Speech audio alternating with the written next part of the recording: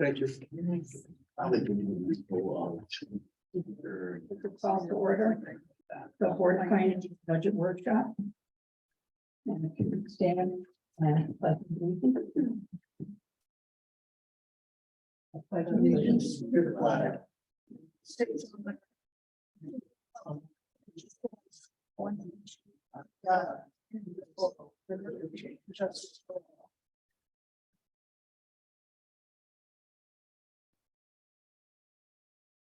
I have a motion to adopt the agenda. Make a motion. Second. All in favor? Aye. Okay. Where did that take for budget presentation? Or our discussions, I should say.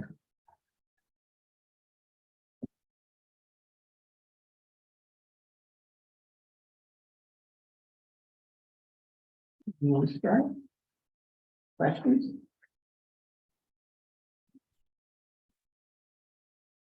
Who wants to start? Can I hand out a correction page? Pardon me? Could I hand out a correction page? Is it, got a quiet moment? Sure. Yeah, okay. And do we ever print out a class sizes?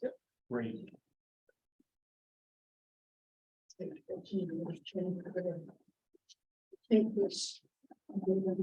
No, I. Thanks. It's 3 copies here, or 4 copies. Some of it were explanations because of the way the high school and middle school classes work. Thank you. Yeah. The K-5 is pretty easy. Yeah, that, I'll leave that with you. that was. But K-5 is right on the top. And I'll explain Great. preschool because that's a little bit different. Thanks for. And if you want me to narrate through the middle school and high school, I will. Some of them look smaller concurrent classes, like there may be an advanced drawing and advanced painting at the high school that meet at the same time, if you have questions like that.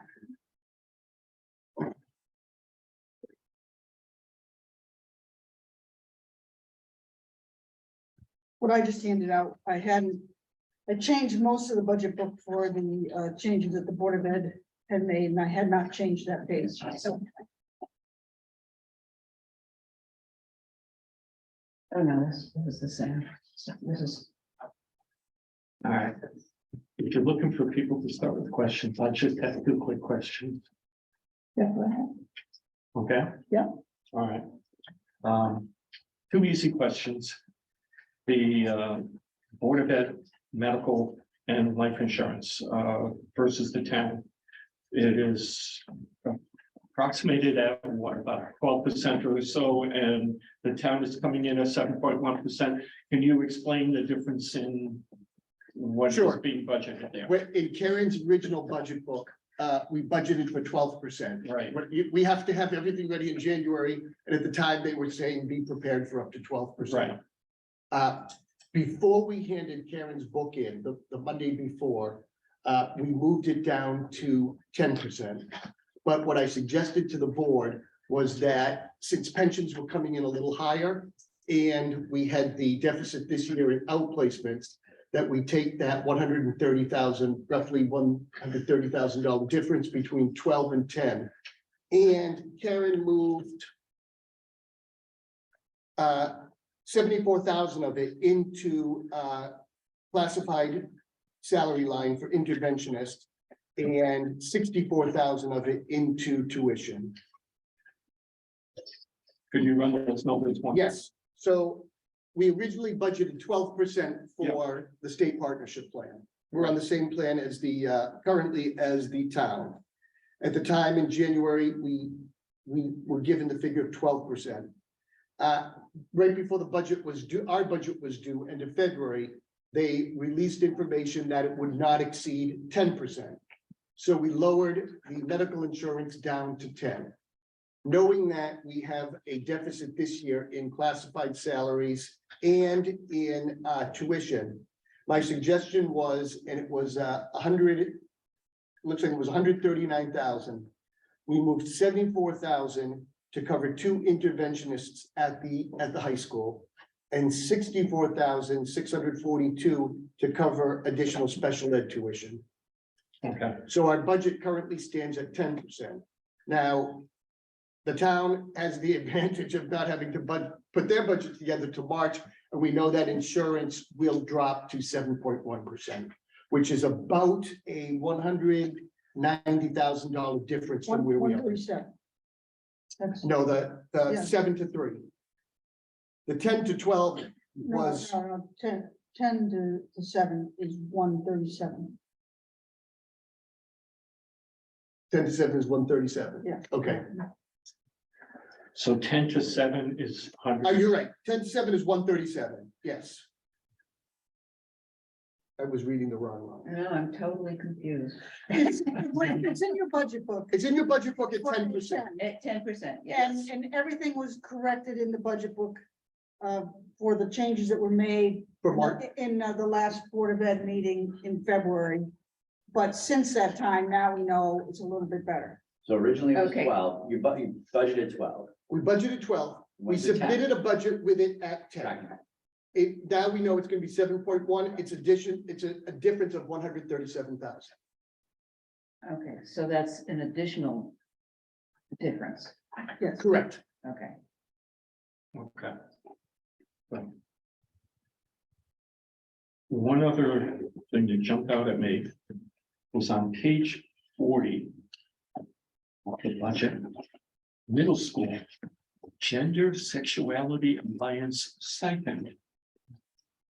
Oh, I think it must be page 40 of the children. Can you explain that, please? Yes, there's been it was originally called the Gay Straight Alliance Club. There's been a stipend for that for a number of years. Instead of the Gay Straight Alliance now it's called the Gender Sexuality Alliance. And could you go into further detail of what this activity includes? Yes, it's an after-school club. It's for students who feel like they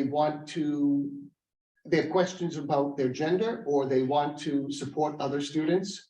It's run by a faculty member. It's been in place for a number of years. Do the parents know? I would assume the parents know that they're staying for a club. A list of clubs goes home at the beginning of the year, and that is included in the list of clubs. I couldn't hear you. A list of clubs goes home to parents at the beginning of the year that tells all middle school parents, all the clubs that are offered, and the GSA is included in that list. This is middle school.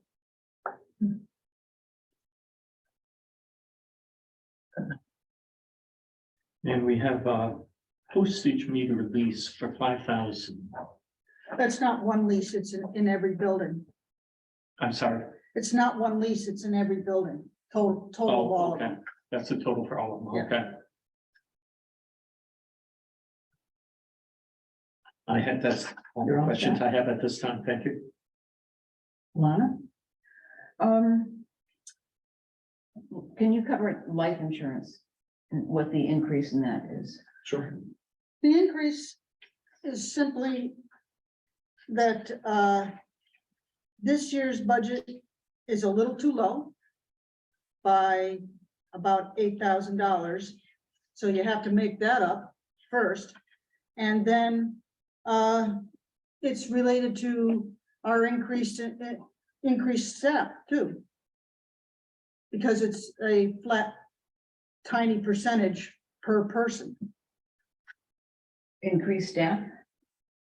I thought there was no increased staff. There's no increased staff for next year, but we're building on the increased staff this year, particularly in the classified salary line, which, as you can see above, has like a 13% increase. Because we're covering the changes in our added staff for this year. Interventionists, paras. During the Okay, pandemic, okay. a lot of those positions went unfilled in our classified salaries. And now that we're post-pandemic, people are willing to come back to work. And with the needs of children, we've had to hire some additional paras and interventionists.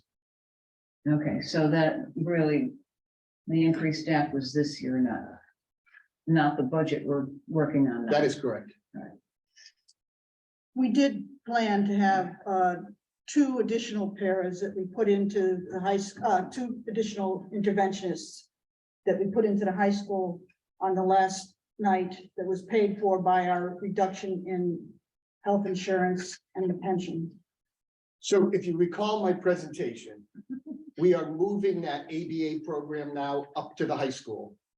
And I'm going to need an ABA special education teacher, a certified teacher, to work with those 2 to 3 children. And what I had asked Rod to do was optimistically, could we move some interventionists up to the high school rather than hire new ones? So when we put the budget together in January, that was our plan. Since then, he does not think that we can do that. So with the savings of the 12% to the 10%, that's the 2 additional interventionists that we're going to hire. I will need them to support that program at the high school. Because Okay, typically, that's the 74,000 you're talking about. that is the 74,000. Each interventionist is about 37,000. All right. And you'll recall when all of our interventionists and paras, the last 6 years since the first negotiation we did when I was here, they're only eligible for single insurance. So we're really trying to keep that cost down. How many grant funded positions were there? And I know you applied for a new grant and got it. Yes, Does it cover all those positions that were expiring? so the recent grant that we got covered a 1-year grant for a school psychologist. So we will have that school psychologist for another 3 years. Mhm. We still have ESSER funding for the math specialists. And I'm assuming the IDA grant, Rod is in the process of applying for that now. That should be roughly the same. So the positions that we have in there, I don't think we will lose those positions from IDA funding. That's federal funding that's pretty steady. Okay, so it's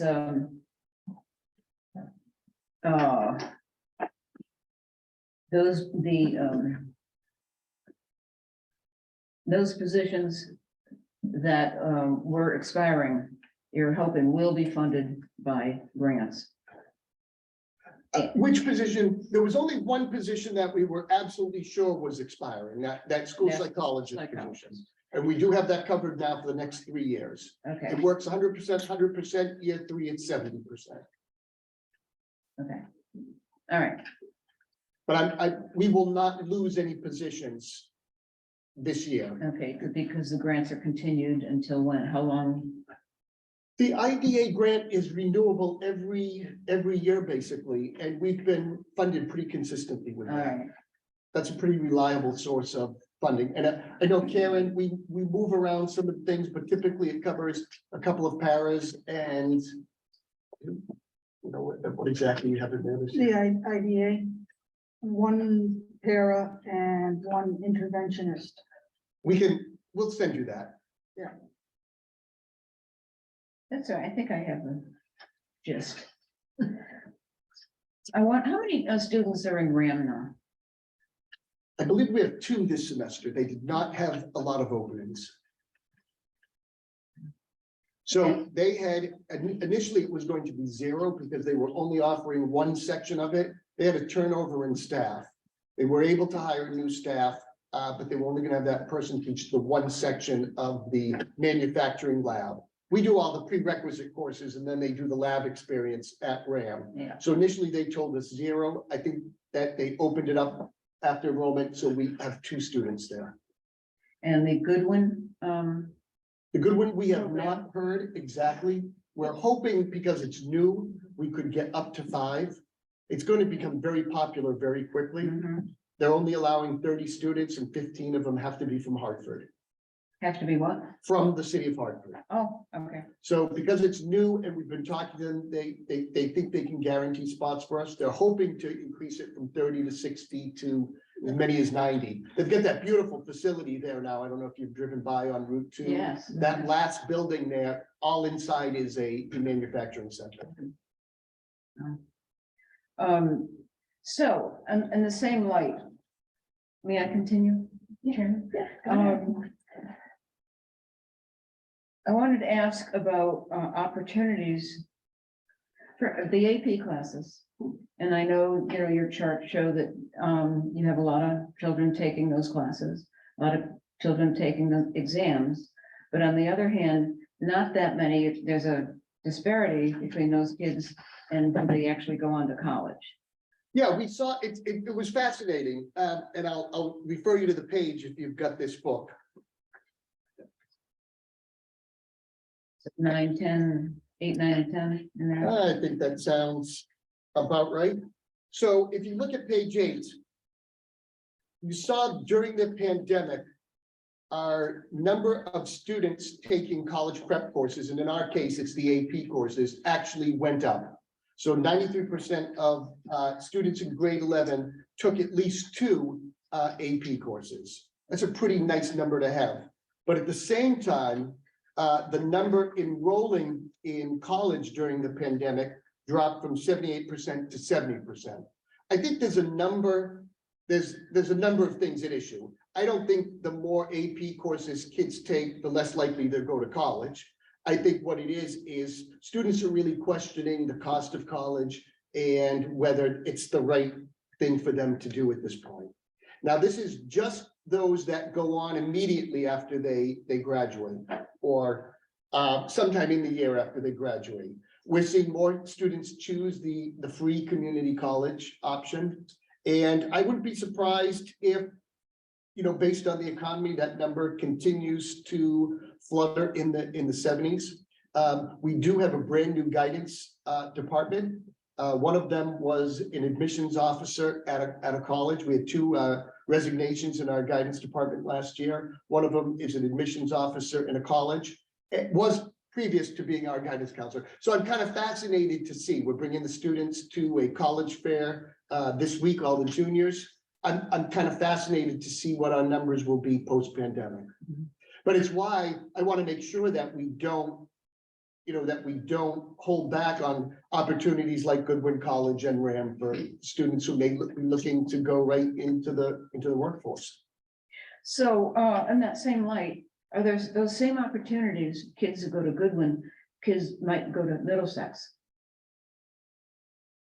I'm sorry. Kids go to Middlesex, the seniors. I don't know about juniors, but and go to Middlesex in lieu of taking some of the AP courses.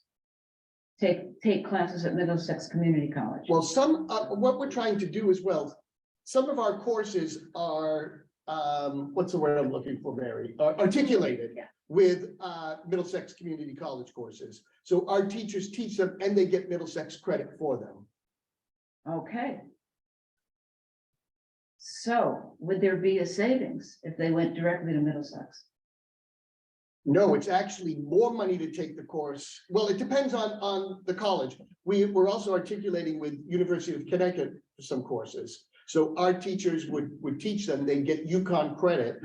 And I think they pay like $75 a credit. And when they go to UConn or other colleges, they would already have that credit in the bank. Yeah. So anything we can articulate in-house is going to be cheaper for them in the long run. Now, kids can take courses at Middlesex, but trying to line it up with our schedule here and getting them there, I'm not sure that that's. Could you look into it? Sure. So what are you suggesting? That we get a bus and put 40 kids on a bus and? I don't know how it would be. Okay. I have no idea. Yeah, I mean, how are you doing it with Goodwin? Goodwin will actually come and get the students. Their program, they are providing a bus to come and pick up the students. So I imagine they'll stop here, Colchester, and zip up Route 2. I'm sorry, could I have a follow-up question there? Alana, could just, we appreciate if you can clarify. What specifically savings are you asking about? What scenario? I'm getting a little confused. Could you- Okay, savings for our Board of Ed for East Hampton taxpayers. In what regard? But with something that would accomplish the goals, same goals for the kids. You know, the education and the saving tuition when they enter college. So you're not saying that the kids would pay the tuition for these Middlesex? Well, Middlesex, he just said is free. I don't have any idea. The community colleges courses are free. But they don't offer like advanced placement courses. No, it would be, college English, for instance, you know, so the AP English.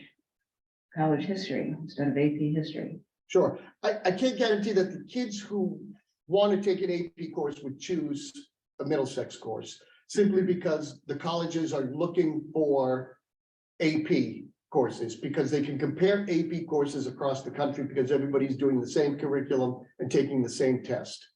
When we do sophomore honors English, what sophomore honors English is from here to Michigan to California may be completely different. But the colleges know that AP is a standard curriculum and everybody at the end takes the same test. So it's easier to compare students. So I can't guarantee that if we said, okay, go take college English instead of AP English, that we'd have a lot of kids jumping on board.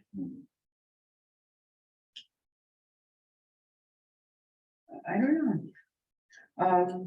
So the other thing was, I believe in the state of Connecticut, and it might be new, if kids take, juniors and seniors take challenging courses in high school and do get a certain grade point average, then those classes actually, they don't have to be AP, will transfer to Connecticut colleges. What they are doing is, well, there's two things going on. What the Connecticut colleges are doing for students who have a certain grade point average, you are automatically eligible if you fill out the FAFSA. You don't even have to apply to the college. You'll get a note saying you've been accepted to Central and Southern perhaps, based on your grade point average. And what we do is, because everybody does grade point average a little different, the state has a formula, we submit everybody's information, the state recalibrates it, and certain schools, certain students get an automatic acceptance to the state colleges. And then there's, I think I listed in this book, maybe I didn't. Yes, Goodwin participates in that, University of St. Joseph, University of New Haven, University of Bridgeport, Mitchell College, etc. Yeah. So each one has a different level of grade point average that they'll take. Okay. And I think that's great for students as an option. There's always going to be kids that want to go to Clemson and go to the big colleges out of state. But for students that, want to stay in state, just to fill out the FAFSA, try hard in school, you don't even have to apply. They're going to send you a letter of acceptance to these schools. And Alana, depending on the college, AP courses either get you advanced placement when you go there, or some colleges will take credit, especially if you get a 4 or a 5 Yeah, in them. yeah, I know. Okay, I'd like to go on to the cafeteria, the managers and assistant managers. And before pandemic, the cafeteria management was combined with East Haven, right? Our director of nutrition, yes, Oh, that was the director of nutrition. Who's just now- one person. Yes, at the center school. Not she's at all schools. I only found her listed at the, at one school. Jen Bolt, I don't know. Jen Bolt is our director of nutrition. She is the one that we shared. Her office is actually at Memorial School. Oh, But okay, she's in so all it's of at the Memorial schools. School. It's one person, not one person in each school. No, just one person. Okay, all right. Okay. And have you always had the cafeteria managers and assistant managers in each school? Yes, Okay, and we have over time have reduced our full-time staff there to just a manager and assistant manager, with the exception of Memorial School. So the others are all very limited hours. okay. All right. Okay, that's all the questions I had for now. Thank you. What else? Questions? We're going in order or? No, okay. So, I've got a few questions. So my first one's regarding what was talked about in your briefings and some of the board ad meetings, and the $200,000 that's anticipated we're gonna have to spend on this reading, curriculum.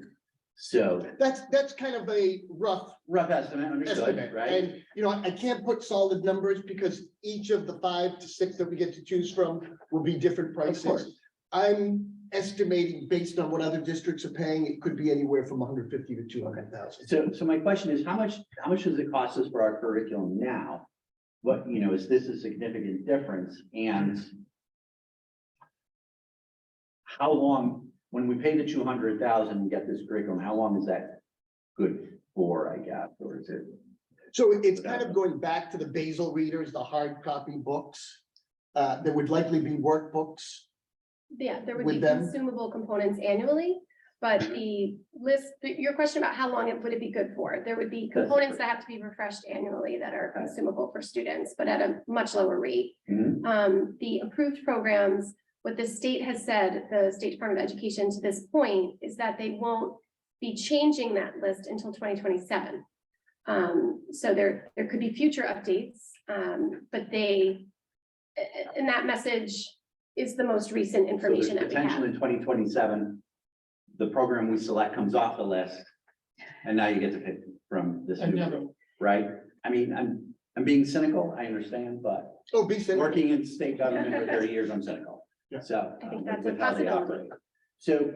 So this is with the reading program. What other departments of study, areas of study has the legislature and the State Department of Education forced upon us? We have a small, narrow group of Well, first, curriculums we can. before we answer that one, let Mary answer your question about what our current program, what we've invested in that. Oh, right, I did ask Okay. that, sure. So we started the investment prior to my arrival in the district, but the program that we use currently at K3 has 3 core parts.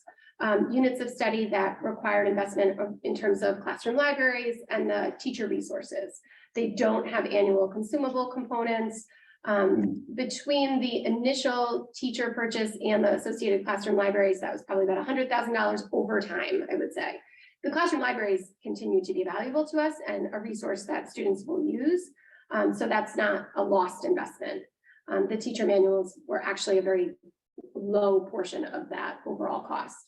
We also use a phonics program called Foundations, which we generally invest about $10,000 a year because has a high consumable component, although that's been coming down because that was an initial investment.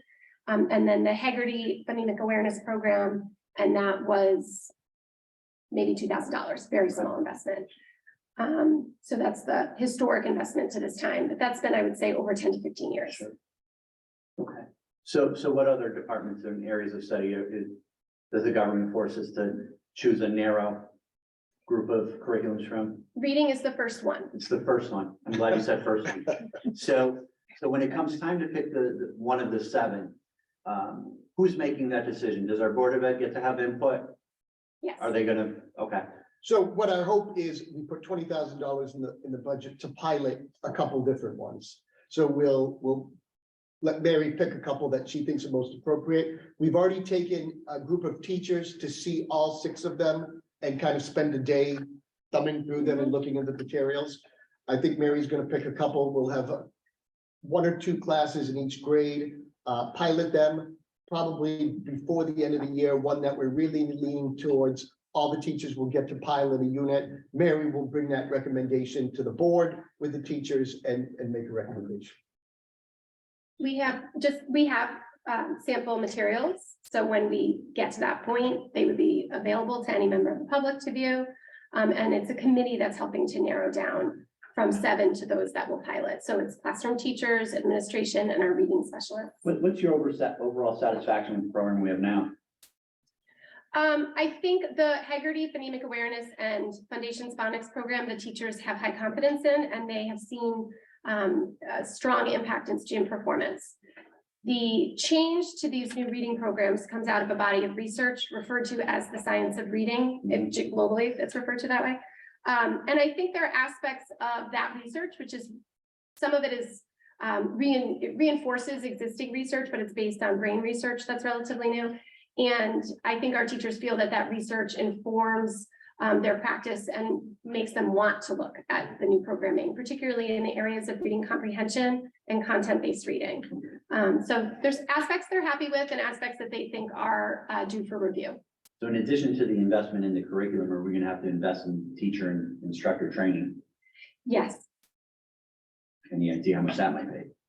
I do not have that information at this time. Thank you. I can tell you that we do look at grant funding for that. We do have access to federal grant funds that support professional learning for teachers. All right, good. If I could interject, is our math program that we're switching to with an increase of $15,000, does that require a teacher investment also?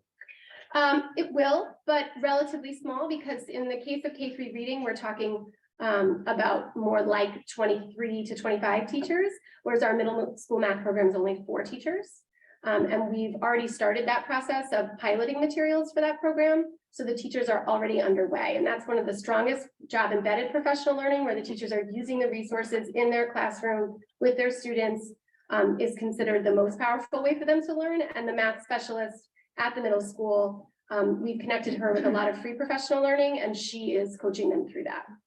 So, They've done site visits to other schools that right, are just to go a implementing little it. deeper, our expenses, we provided subs so that our 4 math teachers could go see this program in other schools already. They're piloting a unit of it, so we're trying to do it embedded in, you know, the natural setting, rather than having everybody come in August and say, okay, here's how you teach it. There's already seeing other people use it in their classrooms, and they're getting to experiment with it this spring. The big difference there too is that that program that we're looking at, Illustrative Mathematics, is very well regarded and implemented in many districts. So we can access our professional colleagues in other districts to learn from their experiences. The K3 reading change is impacting all districts statewide in a relatively short period of time. And only 12 districts were using one of the new 7 approved programs when SDE published that list. So everyone's going through change. So we won't be able to leverage the learning of our colleagues in other districts as we can with math. Sorry for interrupting, Russ. Oh, no, you're fine. You're fine. So I'll segue that. So last year we talked about the 3 math specialists, right? And they're grant funded for a certain number of years, and 2 are actually grant funded. 2 are yes, grant funded, yes. thank you. And after a certain, so what can you give me as far as success or lack of success? Oh, I'll give you pure success.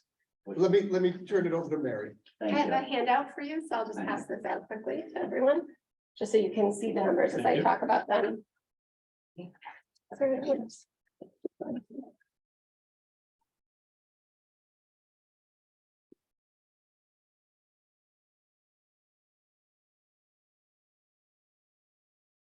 me a couple of this. So one of the things that we're required to do as a public school system is to progress monitor our students 3 times a year in reading and math. We use an assessment system called iReady. I've given you a brief description of what it is. It's an adaptive test that helps us to really pinpoint exactly where a student is in terms of their content and skill mastery. So our students take that in in September, January, and May. So you have our data here that tells you how our students were performing in September of 2022. This test measures year-end skills. So in the fall, it's telling us what percentage of students have mastered year-end skills. Those who are in green would be considered tier 1, which is at or above grade level. If they're tier 2, they're approaching, and if they're tier 3, they're in need of support. So you can see where we started the year in September, and then where we've moved students to in January.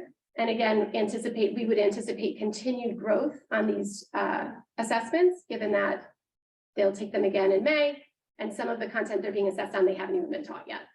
How's this compare to January 2022? January 2022 is an improvement from January 2022. I was just looking at that actually. So for example, tier 2, we had about 46% of our students in January 2022.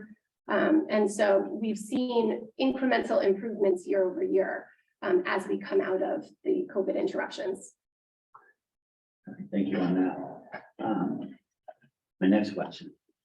So your chair and Christina had mentioned about the mandates that the state puts on us and so forth. I dug a little bit deeper the last few days. There's 2 bills before that General Assembly this year, HB 6881 and 6884, which is going to put further mandates on us or the state as far as minimum teacher salaries, minimum para salaries, et cetera. And part of the question is, how does that impact us financially? The second part of it, as I'm reading about the purpose behind the bill, about the struggle that towns and cities are having to hire, retain, recruit. So question number one, how does it impact us?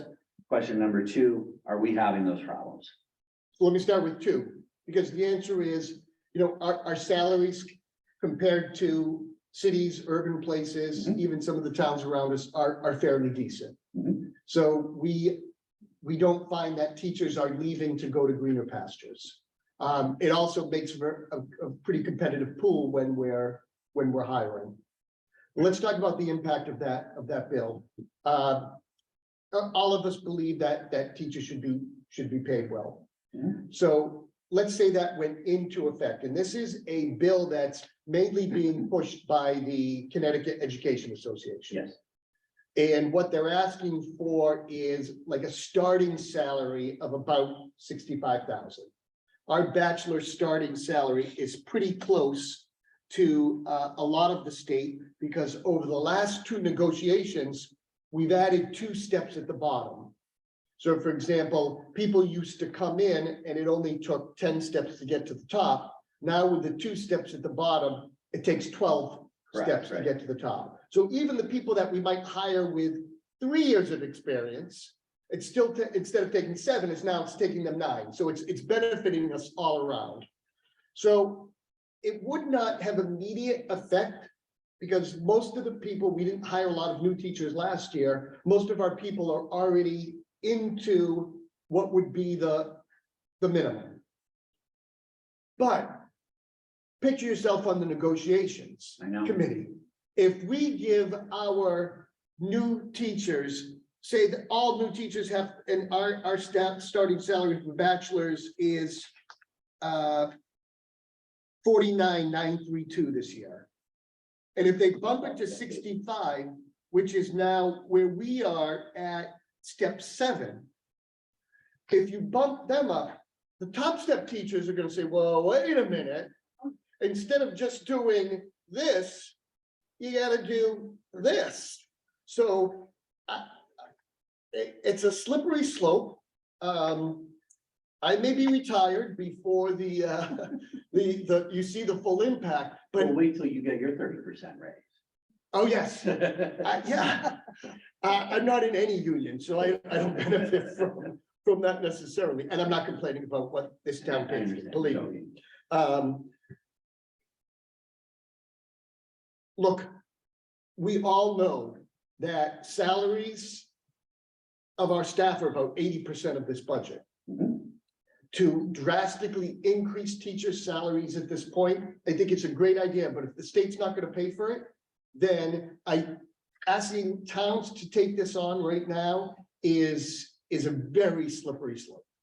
But where is our legislature, like Irene Haynes and Norm Needleman, are you working with them to push against this? Yes, this is kind of fascinating because, I don't want to appear as, Paul Smith superintendent fighting against it because our teachers are fairly well paid and I don't want to pay them more. In the meantime, they can't fill teaching positions in Bridgeport and Hartford, et cetera. But I think this is look, there is a problem filling all positions in education. It is a difficult job and it's only getting more difficult.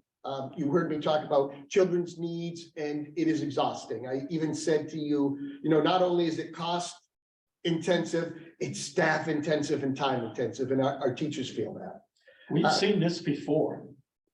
This happened around 1990. or When they something, did the enhancement, The Teacher Enhancement Act. yes, Where the state came in and said, we're gonna supplement teachers' salaries.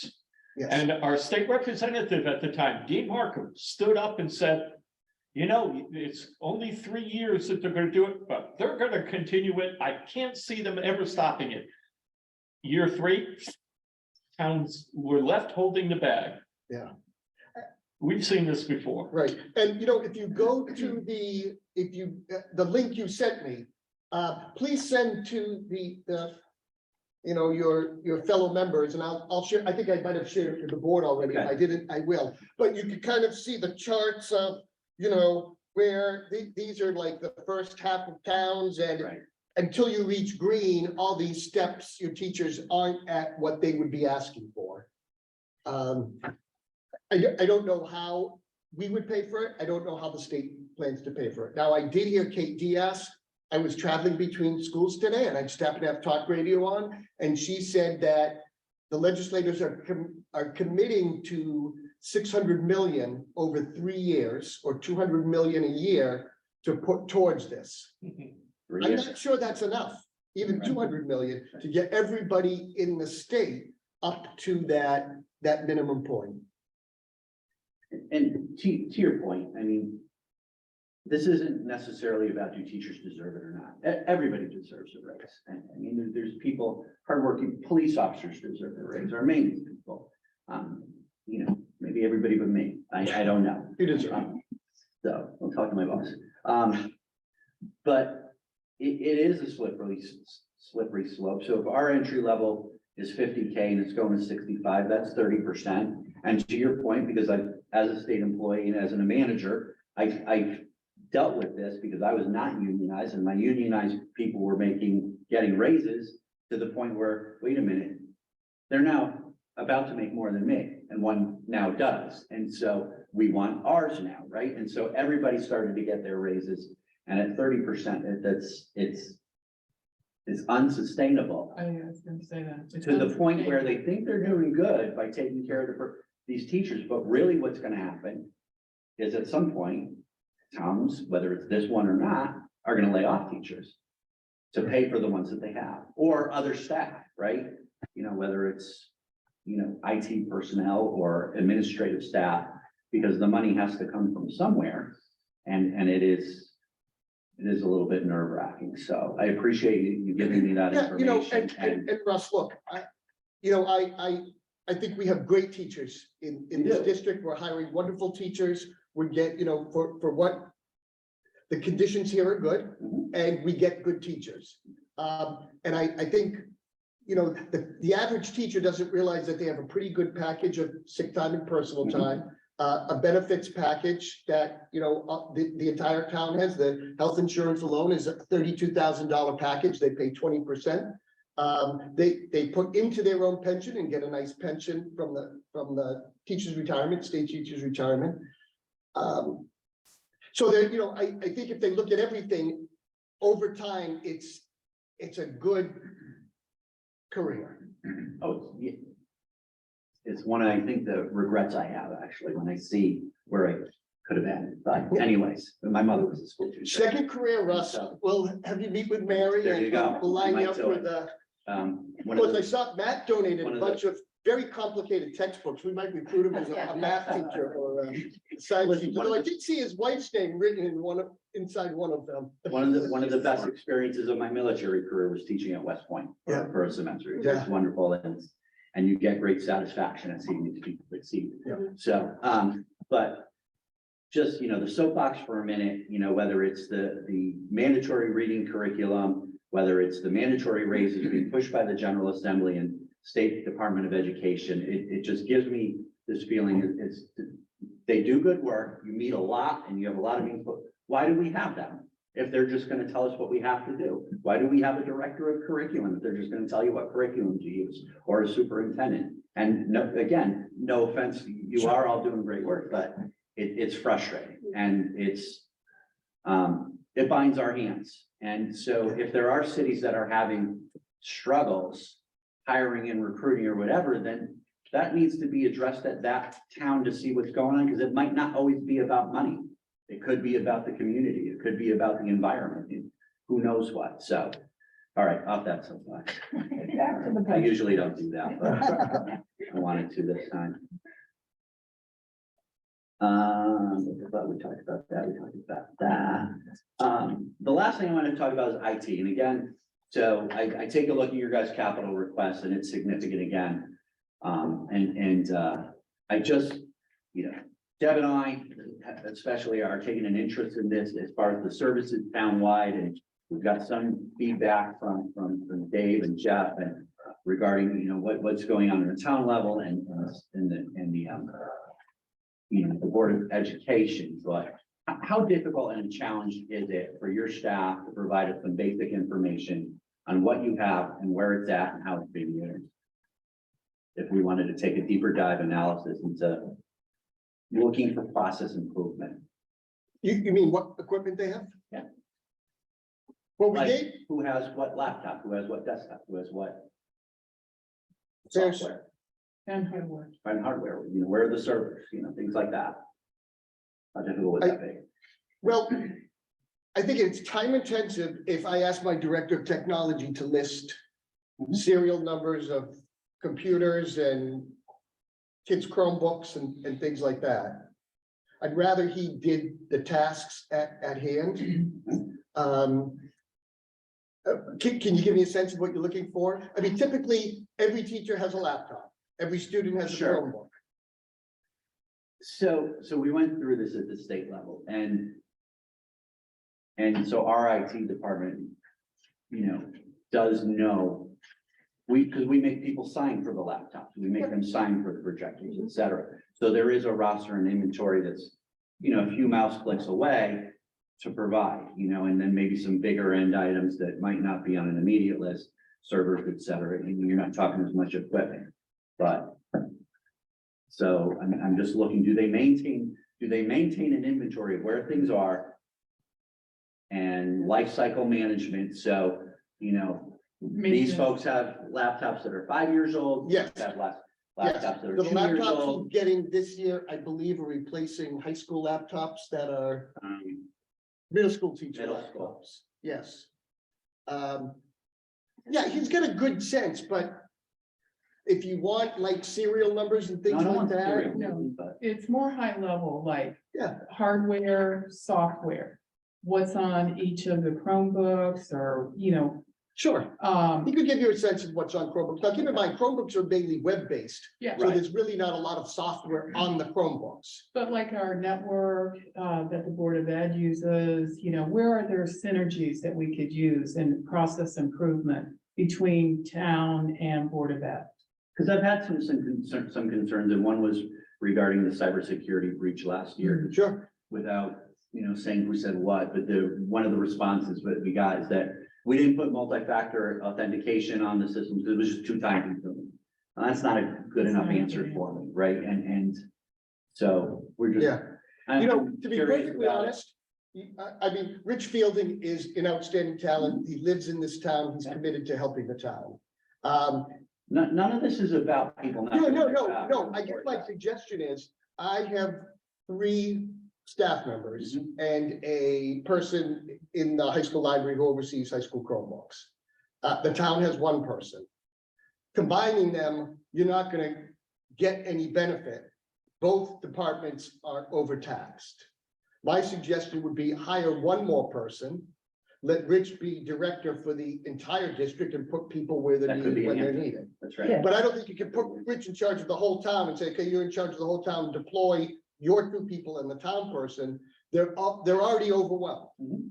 So, you know, moving them in this, and I'm saying this without, you know. No, apples and you're not wrong, because we get anecdotal stories from various staff members who Sure, are waiting upon, you know, systems to be, you know, computers to be installed, you know, I heard my new laptop is here, or desktop, and it's, you know, I've been waiting for a month and things. right, so- and you know, so I'm again, sure I for the do- town, there's no lull, for our staff, there's no lull, but you know, if you could have Rich kind of oversee the process, hire 1 more person and.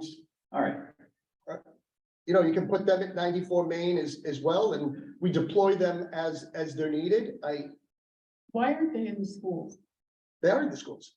Why, who's at 94 Main? Well, their offices and supplies and extra parts and Chromebooks and stuff, when they come in, they go to 94 Main, 2nd floor, where are they during the day then, mostly? wherever they're needed. Okay, Rich is all over the place. They're repairing computers, checking on networks, installing cameras. Their home base is 94 Main, but they're Okay. not So you necessarily. don't have 1 person assigned to each school? No, that would not be the the most productive way to go.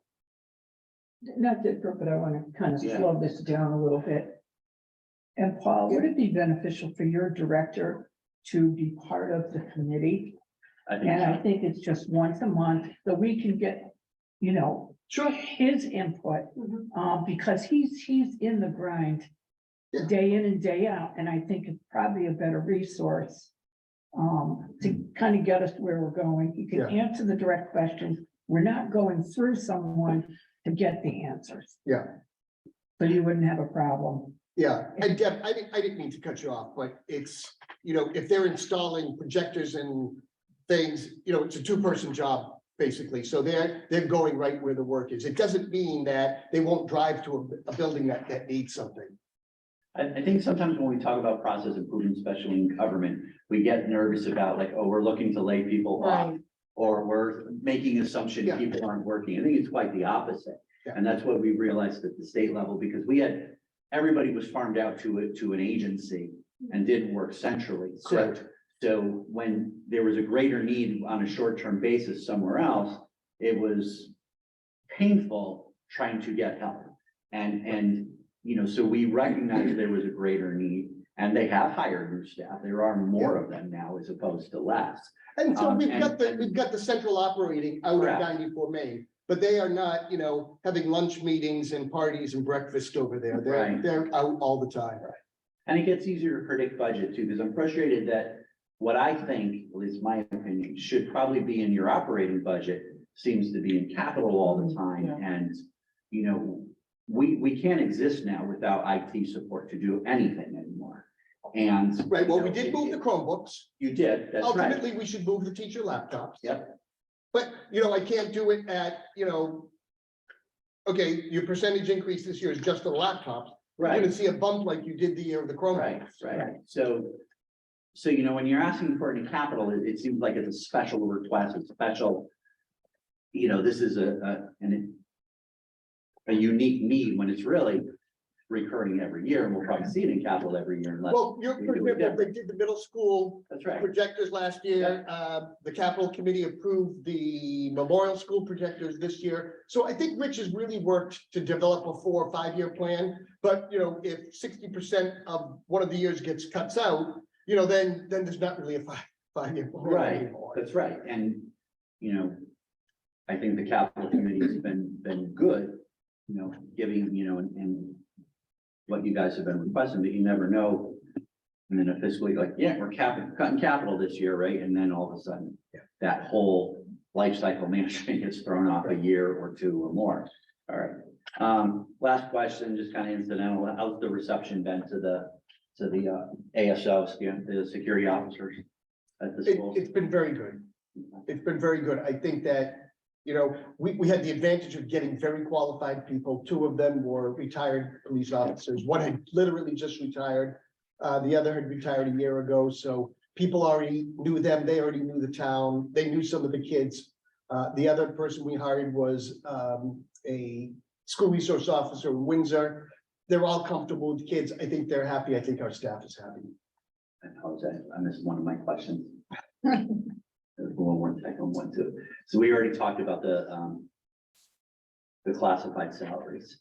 So, you know, I know we've discussed that there's no increases in staffing. However, there has been an increase in staff since the approved budget last year and this budget due in the interventionalist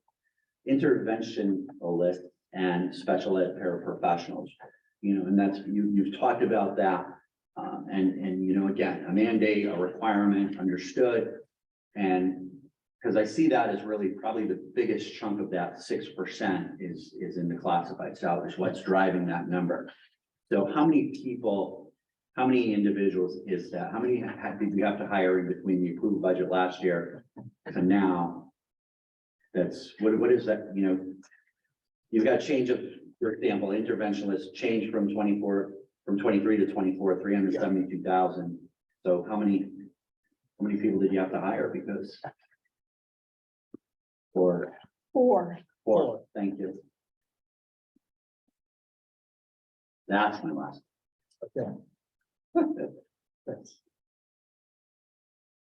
So sticking with the the budget line items here. So earlier this year, apologies, I don't use the right terminology. We had a meeting with all the three boards and we talked about a budget overrun. Now, I've been doing this 4 years now. There's people that have been doing it much longer than I have. There's not many times we've talked about a budget overrun, at least over the last 4 years. Is that captured in tuition line on page 9 in the book here? Am I looking at that appropriately, So- or is that? Matt, that's a really good question, because in January, like all years, we are budgeting for what we know. So given the fact that we are over this year, in our outplacements, we considered the ones that were graduating, we consider the ones that we know, and that number represents what we feel is a good number for next year, plus the 64,000 that we moved in when we dropped insurance from 12 to 10. What does 64 cover in terms of, is that a full outplacement, a portion of an outplacement? Is it variable depending upon? The change is, there's a lot of programmatic change for these students, and we have 3 students who have been with us for a long time. They're aging out next year, and their programs are very intensive and extremely expensive. And so that's why the tuition is staying somewhat flat, because we have 3 students over the course of next year are going to we don't have to cover their program anymore. Well, I don't know that I would call it flat in that, I mean, I know that you're continually updating your estimates for the year. But your projected spending for this year, Yes. at least if I'm reading the right line, Yeah. 1.6 million. Yeah.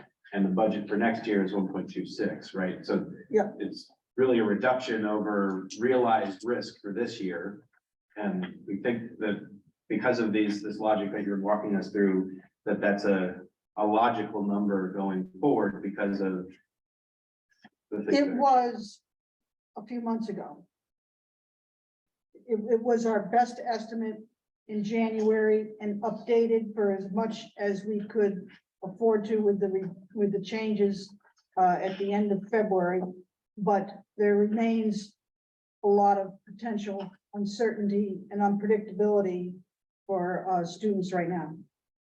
There's no contingency in that line. You heard me say in December, we budget for exactly what we know. And based on these numbers, we have a student that is considered homeless.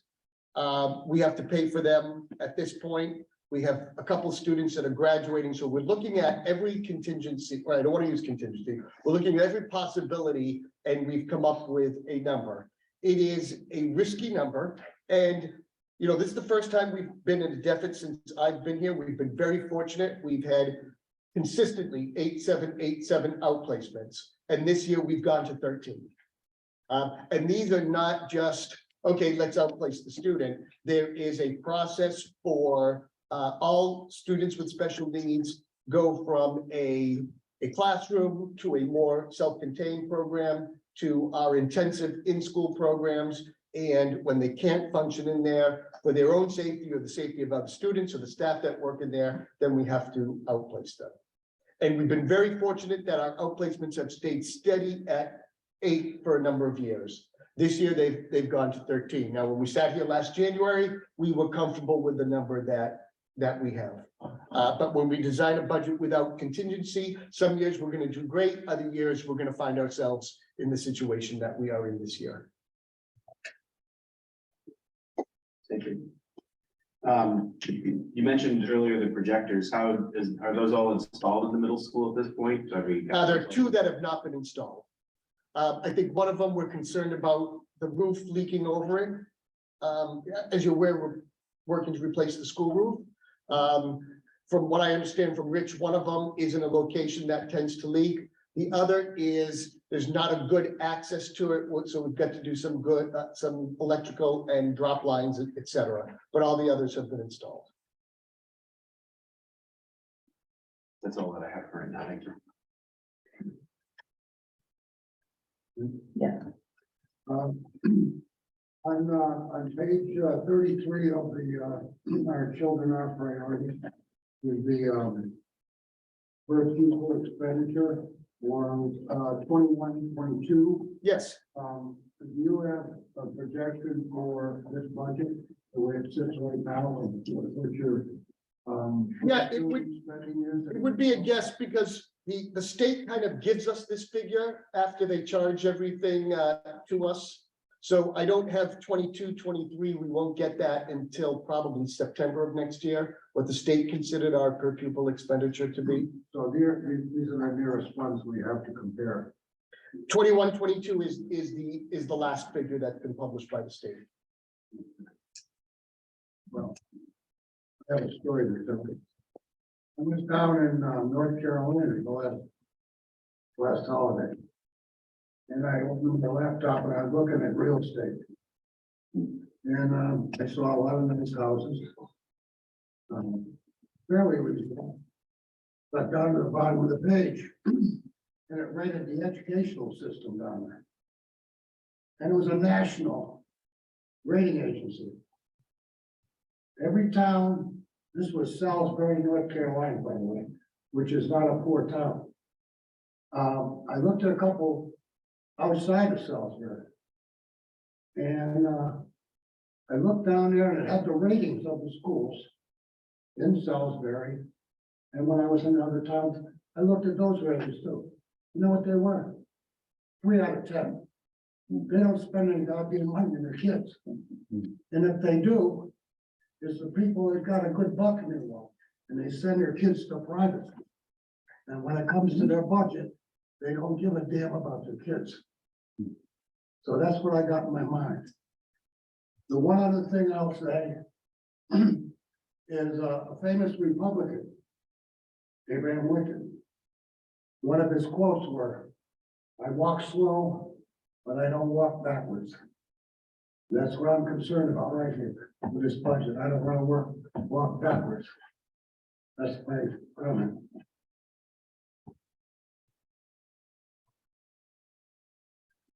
Other questions down there? Present. I have one more question. Go ahead. With the health insurance options as presented to the staff, there's the option of buyouts. I didn't find a revenue line for the buyouts. There, it's not. We don't record it as revenue, we record it as they offset the expense, so they pay the entire difference.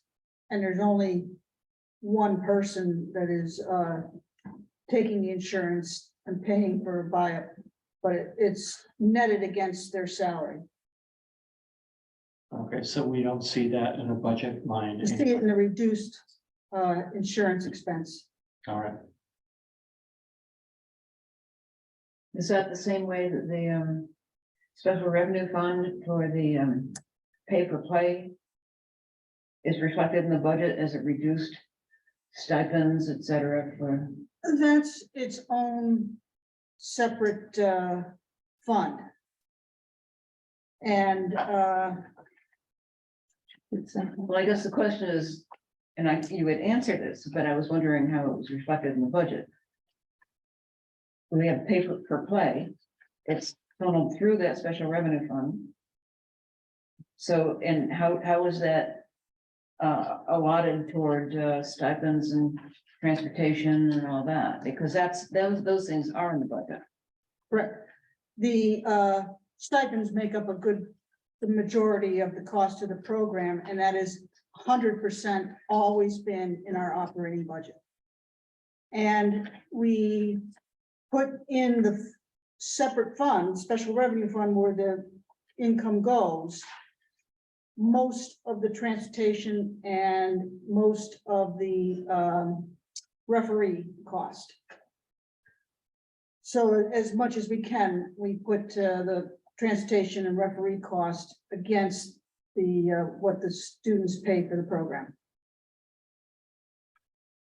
Thank you.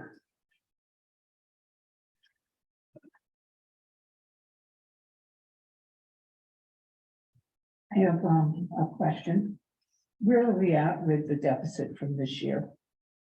I know last I heard it was like 400,000, but I'm not sure if I know you're doing some things to try and reduce that. Yeah, I wish I could say it was lower. It's closer to 500,000 at this point. Okay, I'm sorry I asked that question. I wasn't trying to hide that from No, you. I know. But it's closer to 500,000. We've had an additional outplacement. And the two lines that are mainly leading to that are the classified salaries and the tuition payments. Do you anticipate more between now and June? There's possibility that there could be one more outplacement. But it would not be, it's only through June that we would pay. So I am kind of hoping that it will peak and maintain at the level it is. Is that a potential risk for next year? I don't believe so, because I think. Here's my suggestion. And we can do whatever you want. 10 Did you get insurance. that? Did you get a recording of that? We can do it. You're gonna want to put it. 10 to 7.1% in insurance is gonna net you $137,000. Now, we could say, okay, good, let's bring the budget down to 137. My suggestion would be you put it in tuition. And if we don't need it, we leave it there. I'm not gonna start buying basketballs, even though Sal would like me to do that. I'm not gonna buy basketballs with that money. We leave it there if we need it, or we take it, and then if I need it next year, we're in the same boat. I don't like running a deficit. Karen and I look at each other every morning, and Karen's right at her computer before I even walk in the building. It's not a comfortable place to be, and I don't want it to become a habit. We're underfunding this, so we just naturally have a deficit. But my suggestion, put the 137 into tuition, and we will not touch that unless we need it. I will report to you when we need it. Or we can say, take it, but Paul, if you need more, come back and see us.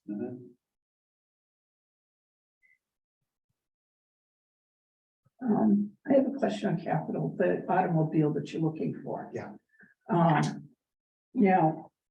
would imagine this is for transporting children, correct? Right? Yes, it is very costly to transport a child to an outplacement. Yeah. It can be $300 a trip. Okay. So what we are hoping is that we could start with one van, hire our own driver, and do our own transportation of students. That person could do 1, 2, 3, 4 trips perhaps in a single day. And by the time it's a win if the town is willing to invest in a van. So you need someone, I'm assuming, with a special license. Well, we did survey our paraprofessionals and interventionists to see if anyone was interested in making that effort to get the license. And so we did have a fairly good response. And that we're thinking we could just add an hour or so at the beginning of the day, an hour or so at the end of the day, and have them cover the runs. What about liability to the town? We did check with Karma, and the cost for the insurance was just about the same as our own personal cars. It was not as significant. It was minor. So with one vehicle transporting kids, how much in student transportation do you think you could save in this up and coming budget year? Almost the price of the car, because it's $290 a day next year times 200 days. It's more than the price of the car. That's $58,000 and in 1 year.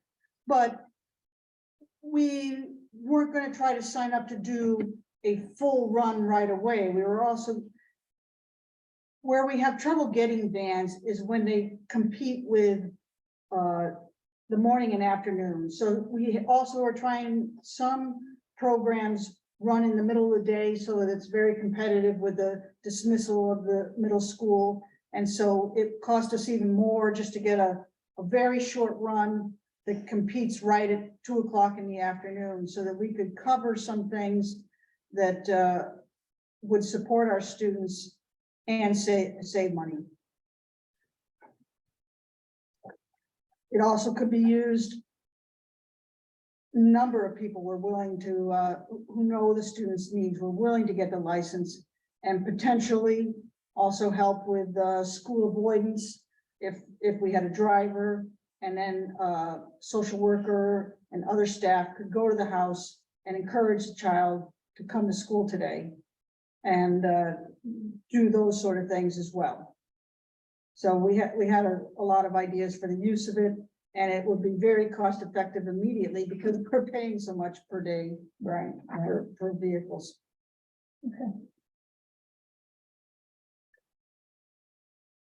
More questions? You mentioned school avoidance. Do you have a lot of that?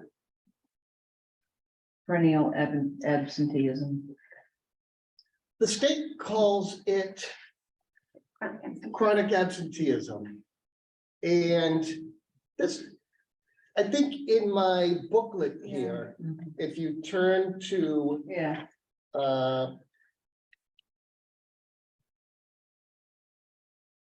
Page 11. thank you. Down at the bottom, you can see what 2019 looked like compared to 2022. And there's an increase, and I would say even this year, we're probably close to that. I think we're better. But for one reason or another, there are students that don't come to school. Parents can't get them to school. And sometimes all it takes is somebody to go to the house and really encourage them to come in, put them in the van and bring them to school. sounds scary to me. It's more typical at the middle and high school level. Chronic absenteeism is missing 18 or more days of school in a school year. So that's, with 180 days, 10% of the year. That can happen in a number of situations. A family takes a vacation and then a child gets the flu. You can qualify as chronically absent without having a school avoidance issue. Yeah. School avoidance as a specific situation is a component of our chronic absenteeism numbers. But that's really where a student has complex needs that we're looking to meet, and having a staff member who's a trusted support for that student come to the home. The state of Connecticut actually has been recognized nationally for their programming around this, and that making those family connections to the child's home is seen as a leading strategy to engage students in family communication when it's a struggle for that child, for that family.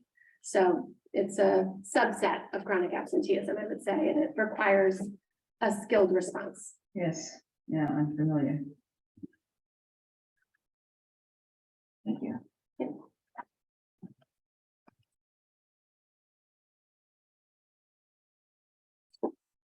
Back to the deficit.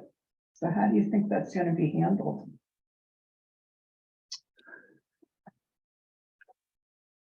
At some point in July or August, Okay, you will have an exact figure. Okay. Because that is when POs are closed.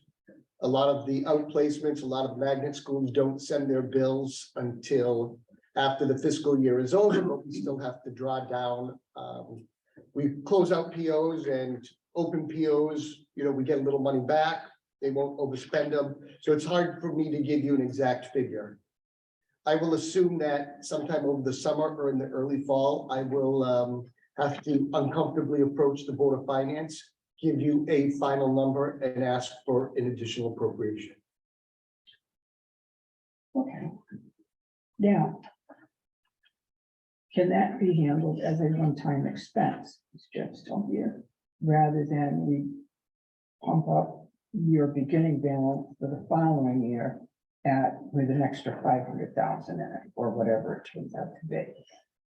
I assume you would be crediting it towards last year's budget. It would not be Considered part of, considered part of, okay, it would not be considered like the, an ASO or things. right, okay, I just wanted to be clear on that, Yes, okay. I'm not looking at this as a way to No, I. increase the budget forever.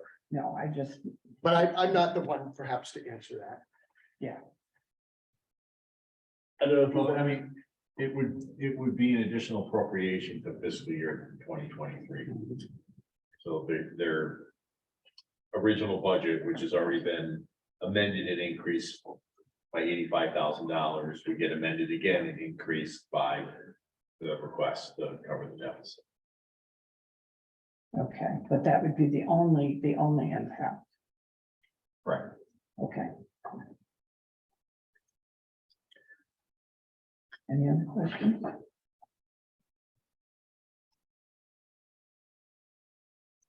No. Okay, we have a motion to adjourn. Motion to adjourn.